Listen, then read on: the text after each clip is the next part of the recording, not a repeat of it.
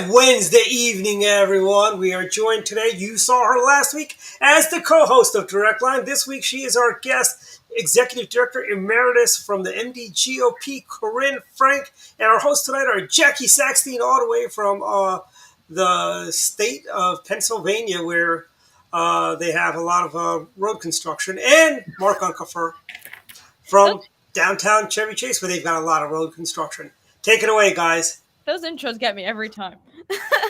All right. Well, thank you, everybody, for tuning in tonight. And Corine, off of a long and busy stint as executive director, have you been taking just a bunch of really deep breaths in the past couple of weeks, or I guess 24 hours? No, I got up early and I've kind of been going. And as I sent a Facebook message out, and as I mentioned, I am still kind of working with Adam to try to help smooth things out. And I've told him, I met with him yesterday, continue to meet with me as needed. And I am happy to try to assist until you guys are on your feet and ready to go. And still, if you want to check in after that, that's fine too. Well, thank you, Corine. And I want to say that you're quickly moving up and you're about to replace Bob Ehrlich and George Allen as our most frequent participant, and you're kind of coming up on the side there because not just as a guest, but also as a columnist. But it's great to have you back. I want to kind of share, we got a bunch of things that we could talk about. I wondered if you had some thoughts about last week's RNC election. I did. I was thrilled. I think that Ronna McDaniel has done a great job, at least from the state party side. I can see a lot of the internal organization and how she has led a lot of initiatives to try to grow the state parties.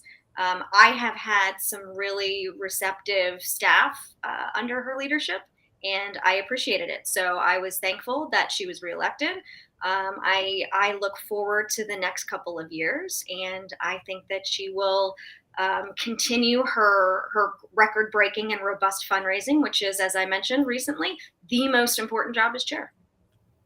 Excellent, and definitely true. And some of the most common criticism from the side looking for a little bit of change was that change need to come in the form of a person. Do you think that Ronna listened to the things that people were saying, the criticisms on social media, and is going to take that into consideration in her next 2 years as chair?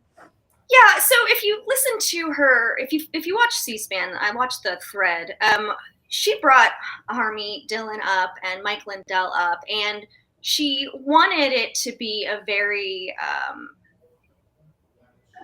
amicable initiative moving into the future. Let's work together. I think it was message sent, message received. And I think that you can't help but to hear what people are saying. When, it was a very different RNC election in that it was very grassroots and vocal. I haven't seen that before. I was getting a lot of emails as ED. So I imagine that they all were as well. Cool. So going ahead, and I don't know if I should preview this because I know, Jackie, you're a participant about that, but I know one of the projects going forward that you're going to be involved with is a YR election. Yes. So I could ask you who's the top of that ticket, but I think isn't the National Committee woman the top of the ticket? Who's the chair? Yeah, I mean, Young Republicans, they try to mimic the RNC in a lot of ways, and that we do have a national committee, which is represented by the chair, the national committee man, the national committee woman. But the role that Corine will be moving from, which is national committee woman, and to, which would be as my vice president, my vice chair, is that she would be my second in command. And, there's nobody I would trust more with that position as somebody with Corine's experience that you've all heard on this show for the number of years that she's been on and talking about all she's done, I couldn't ask for a better person to have on my ticket with me. So.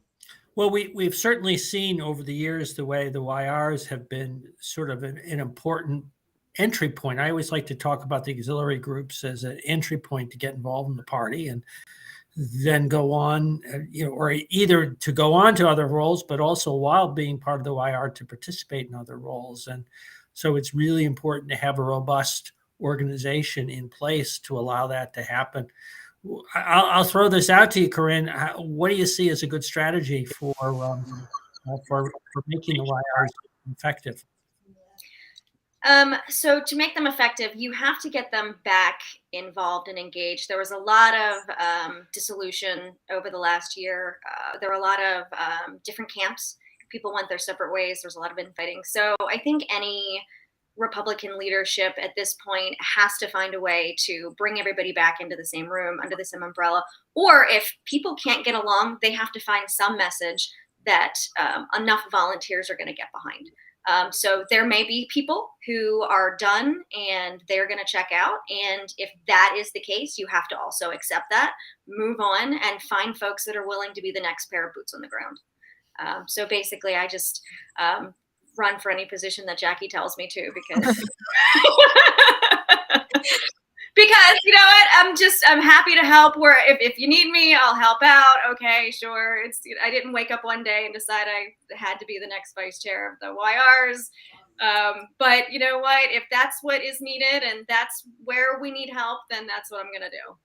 Yeah, and you're 100% right. I've definitely had that conversation with my dad. He goes, "Aren't y'all on the same team? Everyone, you're all Republicans, right?" And that's the message, right? We're just here to get Republicans elected. Yeah. Well, recruiting is always a challenge. I mean, there really is a strategy to be able to get people involved in, and that's kind of, it's always necessary because there's a natural turnover that takes place over time. Yeah, so I mean, when you're talking YRs, one of the strategies to get people in the building is usually happy hour. I mean, it's tried and true.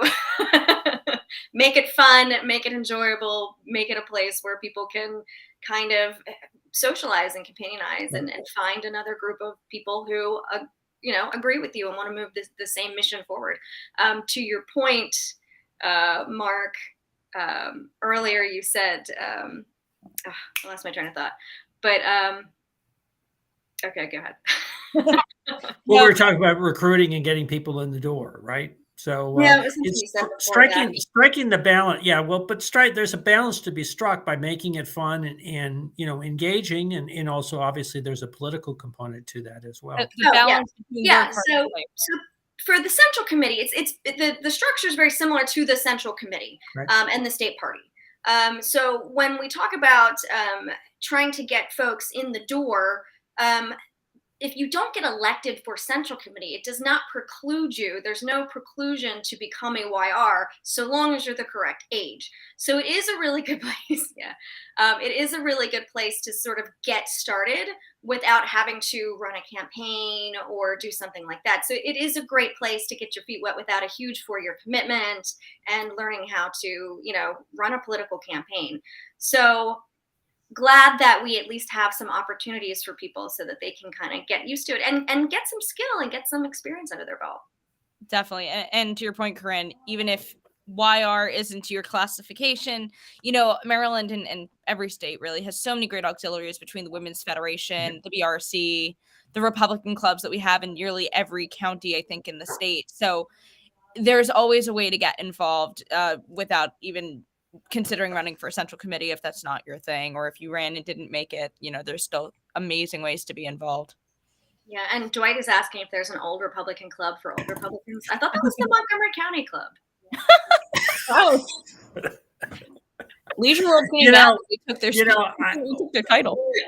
What can I say on Dwight's behalf? He deserved that, right?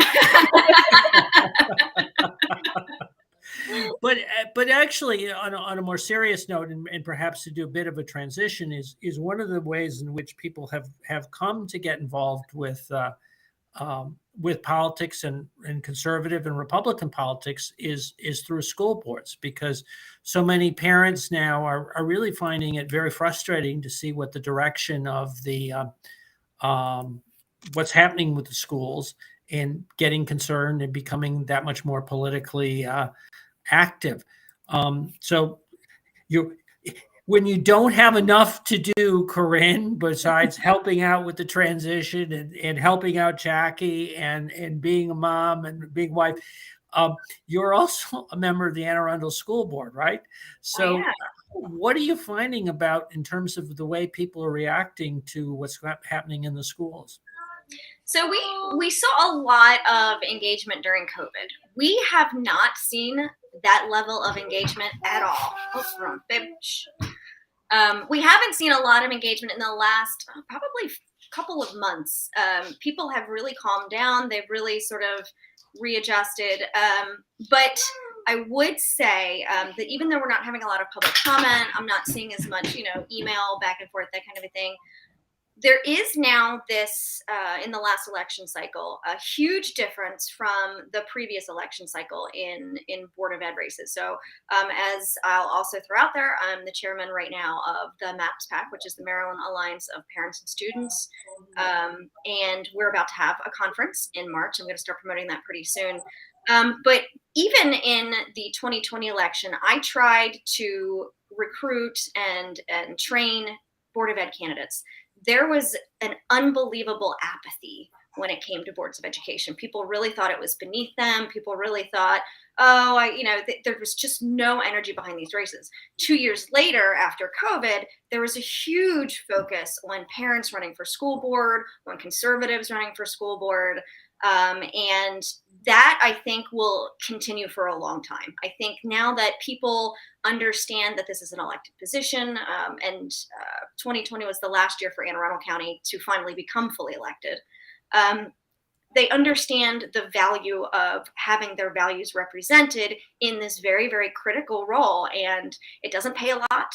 It's not a lot of gravitas, but it is really, I have always believed, one of the most important roles that people can become involved in. And it has been a passion of mine for many years.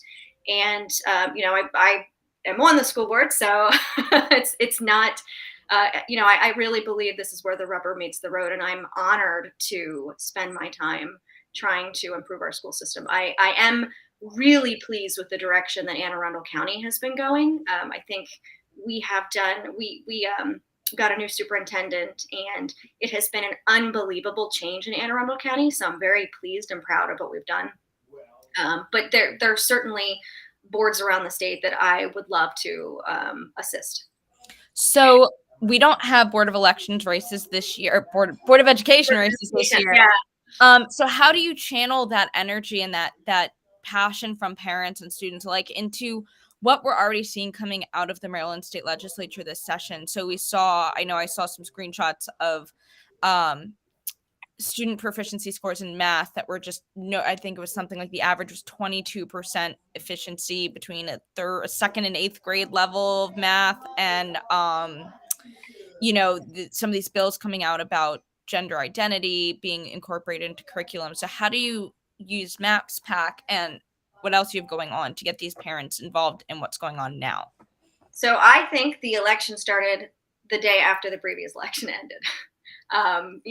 Elections are cyclical. As soon as one ends, the next one arrives. So the first thing you need to do is recruit candidates and train them and start letting them know how to run a campaign. And the filing deadline opens pretty early. When I ran as a school board member, I think in March of the beginning of the year before.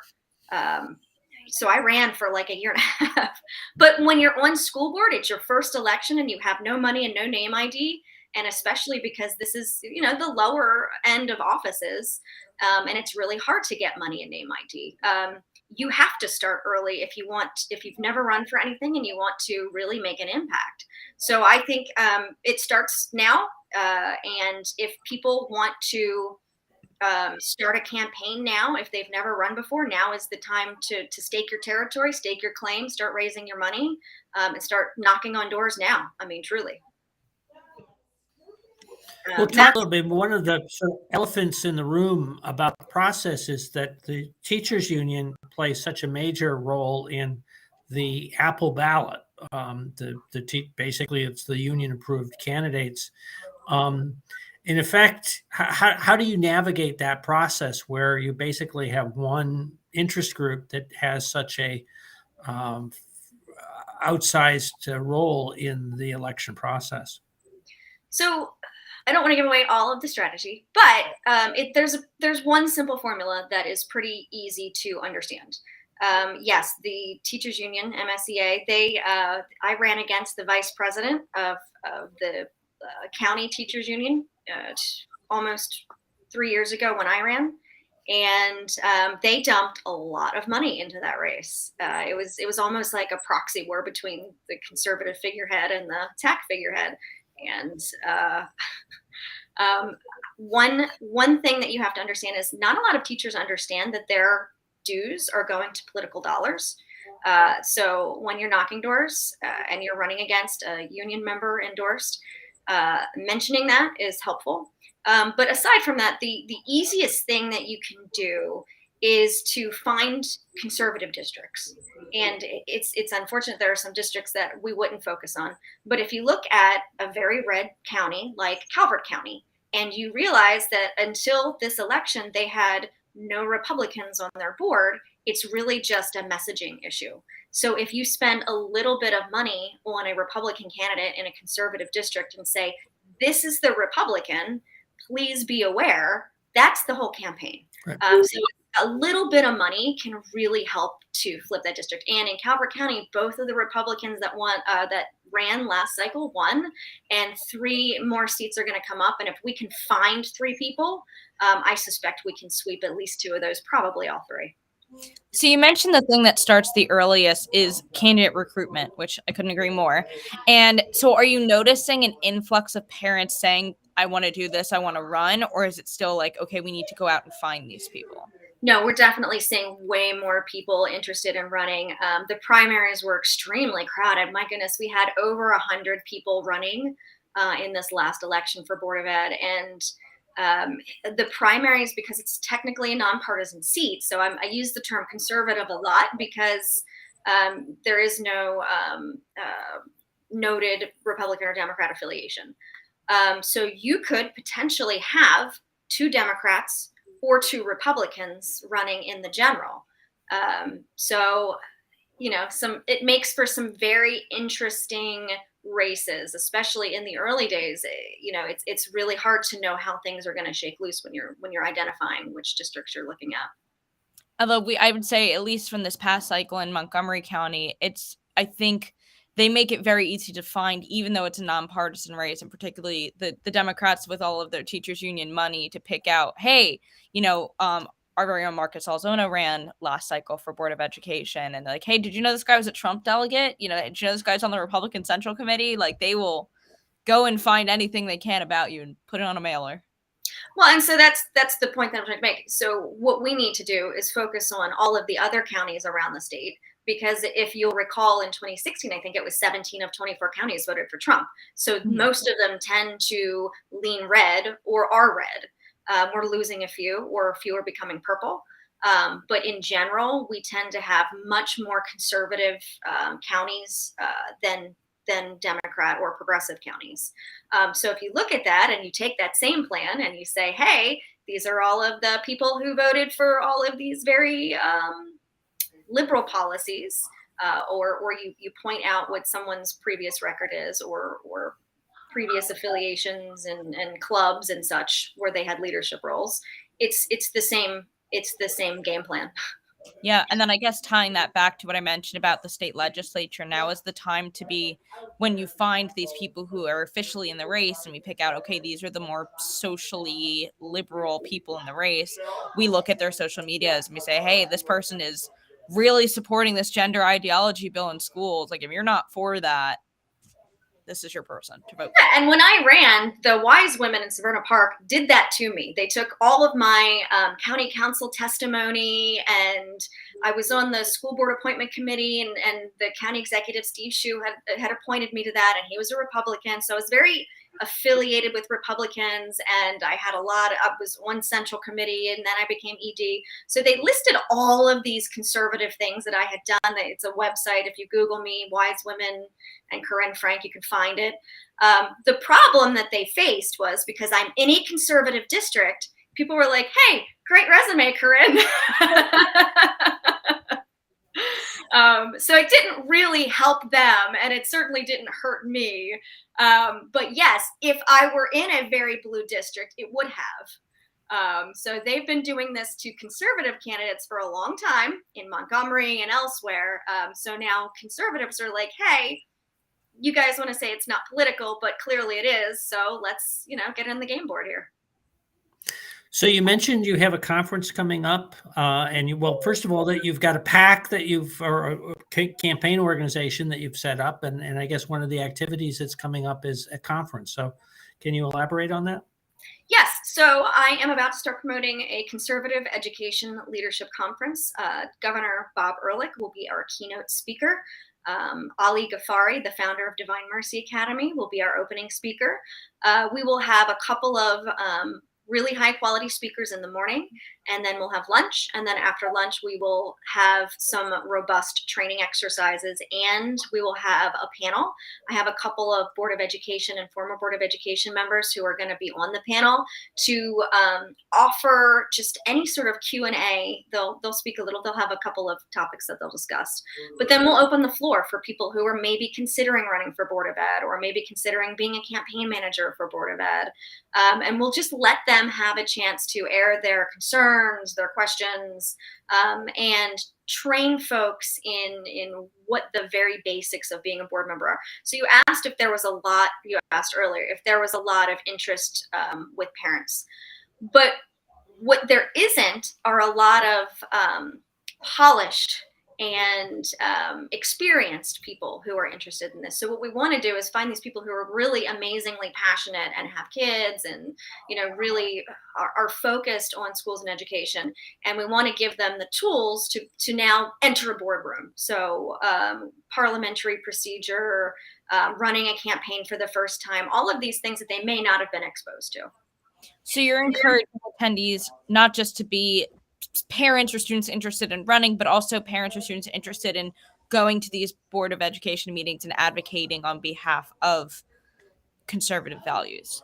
Yeah, and for current board members, I would like them to, I will be messaging to them as well. I've invited a few. I want them to connect, not just amongst themselves. I want them to connect amongst themselves so that, like, hey, I've got a resolution against this particular bill that I'm putting out, or this particular thing that's happening. And I've worked with Board of Ed members in this respect before. And then another county has a very similar concern about mask mandates or whatever the case may be. If you get them together, you don't have to write a whole new resolution. You can just tweak it a little bit, county per county. We don't have a very centralized conservative organization in the state to be able to provide that service. So I'm starting to try to connect, and it was very, it was a natural fit for me because I would go county to county anyway. But people started coming to me with these questions about how do I accomplish certain things. So it's to connect the current board members. It's to connect potential candidates and campaign managers to those board members so that they understand what the role is. And it's training for current board members too, because the training that I receive as a board member is very, skewed. So to give folks a little bit of training that doesn't have a very progressive bent. Some of the training that I get is amazing.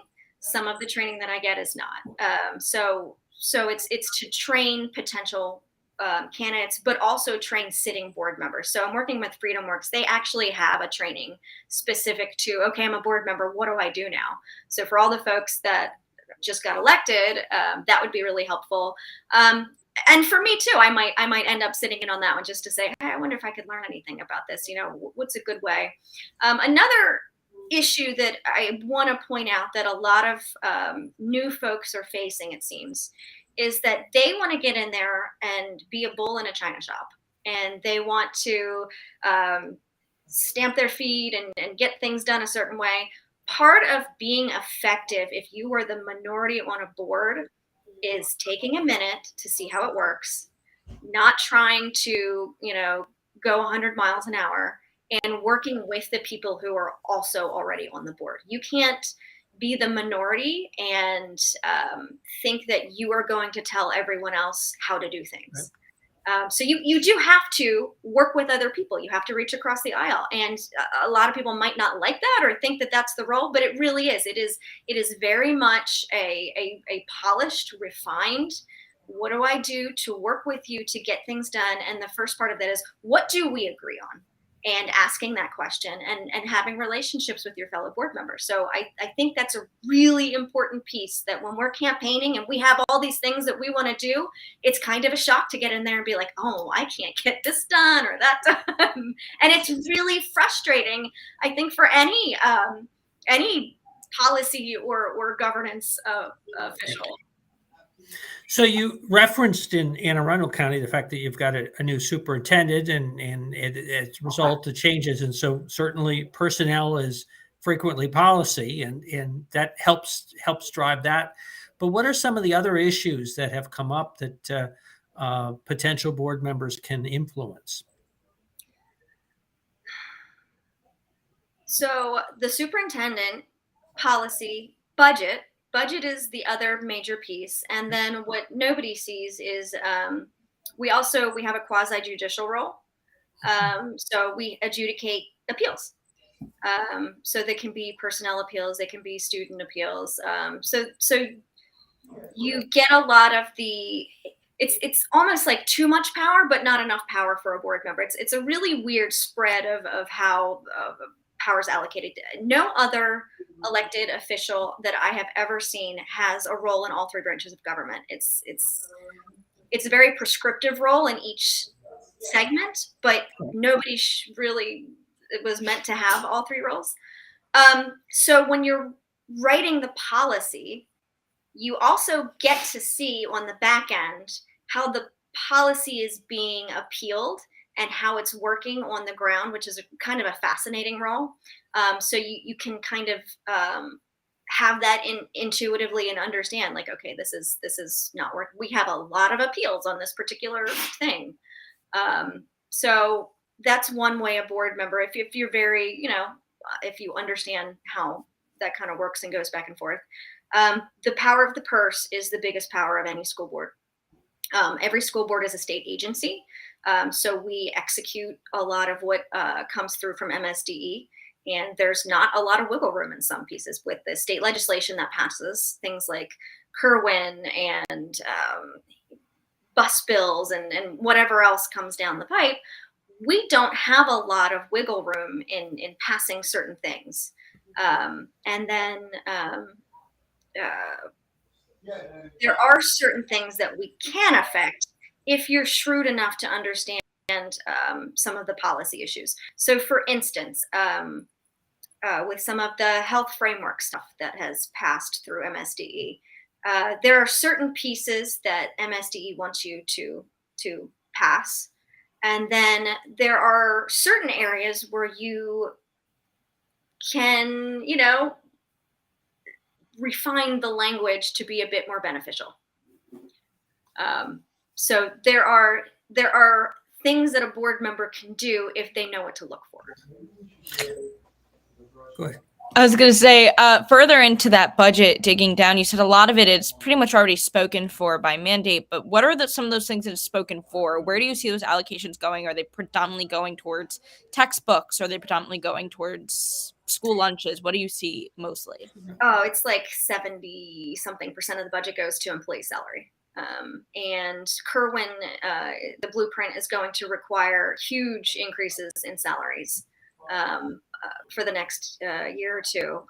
So I think it was a 5%, and a 3% is what we would need to get up to the 60,000 starting range in Anne Arundel. And I think we're in the last year of required increases to get them to that starting point.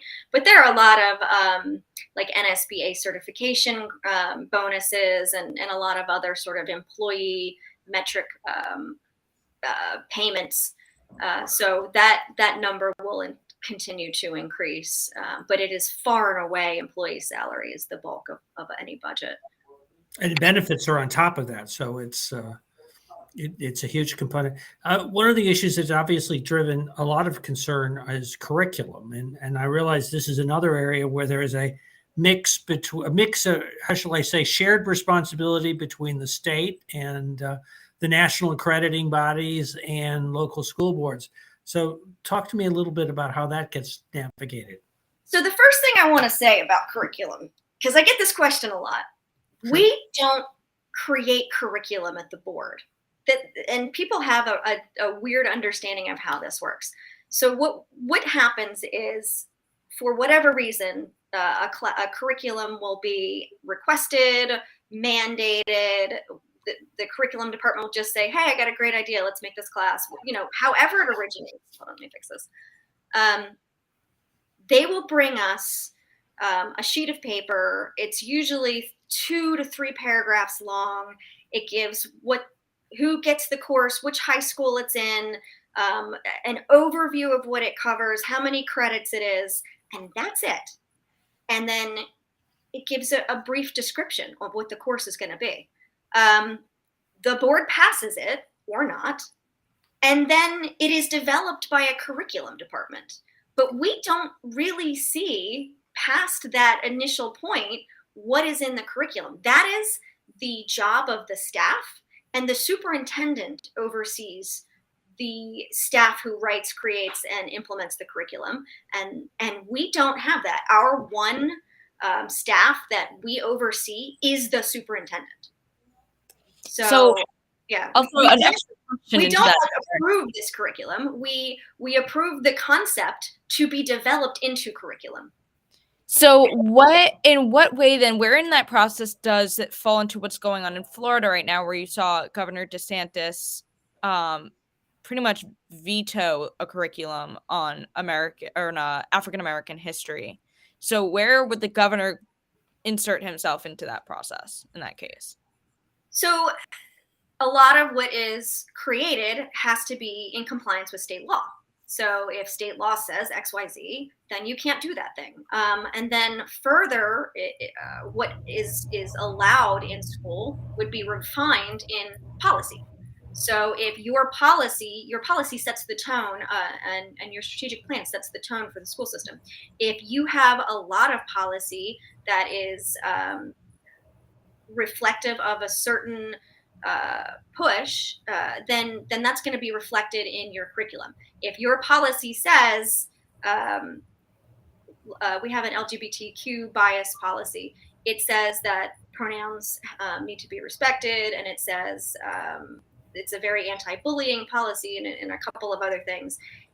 If that policy passes through the board, then we a year later, we had a course pass through the board that was an LGBTQ history.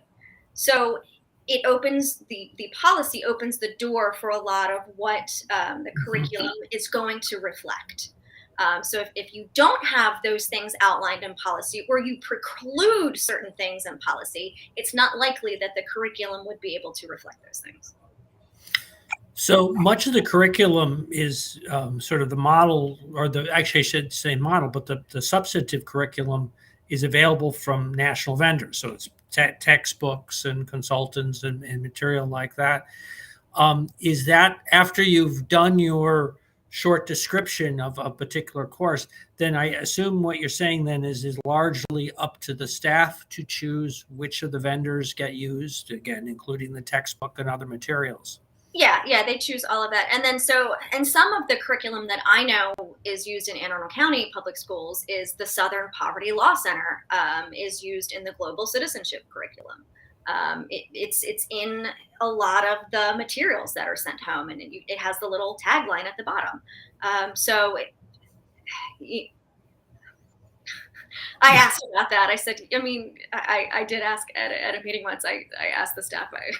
Sometimes we get to question staff on certain things. I said, you do understand that this is the same group that has a hate list and a hate heat map, and labeled Ben Carson as an extremist group. And her response was, well, he's not a group. And I said, extremist, and they have two. I'm sorry, one was an individual, one was a group. They have two lists. I mixed the list up, but thank you. So that was that particular conversation that I had. Sounds like she really took the key message away from that. Exactly.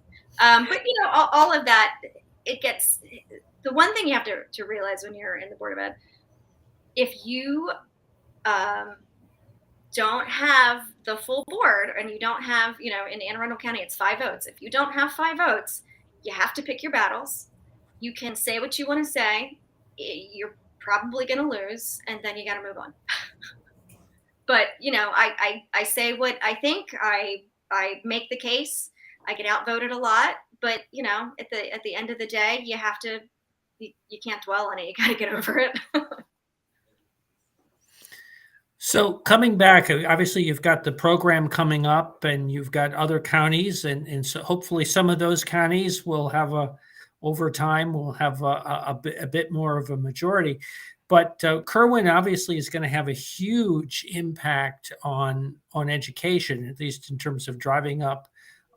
How much influence can counties have as to how those funds are spending, or is that largely just driven by state law?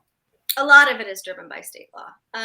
There's always going to be wiggle room, and like I said, the power of the purse is always there. There are certain departments you can beef up, certain departments you can fund, certain initiatives you can defund if you have the support. But I would say that the most important thing you can do as a board member is the superintendent. If you've got a great superintendent, I mean, the whole vision of the board changes. And all of the implementation that you're looking at changes. So if you get a great superintendent, and I think we got an amazing one, it certainly will be different. I do want to say I did appreciate Dwight sent up the website earlier. So we did have 25 candidates that we endorsed. 14 of them won. Wow. And then we helped other candidates as well, but we didn't necessarily officially endorse all of the candidates that we helped. So we were pretty excited. Now, on election night, 19 of them had won, and that was really heartbreaking to watch us lose some of our leads in a couple of counties. But I'm certainly going to reach out to the folks that have partnered with us already and gotten an endorsement, and I will try to see if they're interested in this conference and maybe meet some new board members and meet each other. And so I am excited about the conference. I really want to sort of reiterate that there's not a great canvas, a blank canvas of what you can do, but there are absolutely ways where you can make a difference. So I really want to get all of these people in the room. I really want to empower the people that we do have to make the greatest benefit that we can. So how can people give to MAPS to make sure that you guys can continue with the great things that you're doing? Well, we have an awesome website, thanks to Dwight. It's mapsboe.com. There's a donate button on there. And I'm going to launch the Facebook page pretty soon and start selling tickets to the event. Excellent. Did you put in $1 Dwight? Dwight is going to kick us off with $1 million donation. Thank you, Dwight. Is that tax deductible? Yeah, no. It's a passion, not a nonprofit. So what else, if anything, do you want to share with us about education, about Maryland, about Corine? I'm going to try to take a couple of days off at some point. So I will be back moving and grooving at that point. But I've got little kids and I am really looking forward to, no, I'm not looking forward to the return of the Shamrock Shake, but I am looking forward to spending some time with the kiddos. I think Dwight put a Shamrock Shake countdown clock on our website. I don't get the Shamrock Shake. Like, it just does not excite me. That's a whole nother conversation. If the screen goes dark, you'll know what happened. But personally, and this will be the last time you'll be seeing Corine on the show. Thanks. I know we could all get kicked off because I personally find them too sweet. But anyway, Dwight took me for my first Shamrock Shake last year, so I'm ambivalent. I don't know. I'm thrilled that Dwight is excited. We're all very excited for Dwight. All right. Well, Corine, I think we'll give you the time back then to go and hang out with your little ones and not have a Shamrock Shake. Mark, as always, thank you for co-hosting with me. And thank you, everybody, for watching. We will be back next week with another super exciting guest. And have a great evening, everybody. Actually, next week we have Ella on. Yes. Ella Addis from the Federation of Republican Women. And we had a great show with her a month ago, but of course, that was on the first day of the legislative session, and a lot has happened since then. And so, what we want to do is kind of bring people up to date as to what are the issues, A, and B, how they can have their voice heard in Annapolis. So, look forward to that show coming up next week. Awesome. Thanks, Mark. Thanks, everybody.